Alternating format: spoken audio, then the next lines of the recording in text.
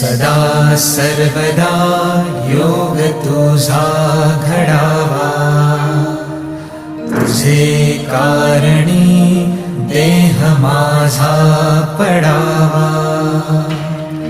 उपेशू नको गुणवंता अनंता, रघुनायका मागणे हेची आता.